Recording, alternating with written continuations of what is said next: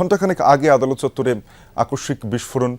এখনো পর্যন্ত কাউকে শনাক্ত করা গেছে কিনা? আইন শৃঙ্খলা বাহিনী কি বলছে? বরিশালের যে ঘটনা সেটি প্রশাসনের পক্ষ থেকে যেমনটা জানানো হয়েছে যে সকাল 10টা থেকে 11:15টার মধ্যে এই বিস্ফোরণের ঘটনা ঘটছে এবং প্রশাসনের কেউ কেউ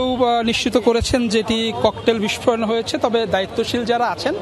তারা আসলে পুরোপুরি তদন্ত না করে বা এর পিছনের ঘটনা বের না করে আসলে এখন পর্যন্ত তেমন কোনো মন্তব্য করতে চাননি এবং তারা বলছেন যে একটি কথা বলছেন এটি বিচ্ছিন্ন ঘটনা ঘটেছে এবং যে ককটেলটি ছোড়া হয়েছিল সেটি কিন্তু বিস্ফোরণ হয়েছে এবং এখান থেকে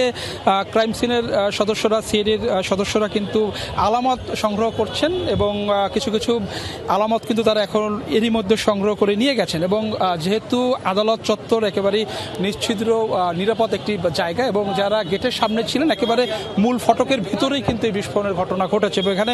পুলিশ সদস্যরা দায়িত্বে ছিলেন প্রতিদিনের মতো এবং তারা জানিয়েছেন যে মুহূর্তের মধ্যে একেবারে স্বল্প সময়ের মুহূর্তের মধ্যে একটি বিস্ফোরণের ঘটনা ঘটে এবং এখানে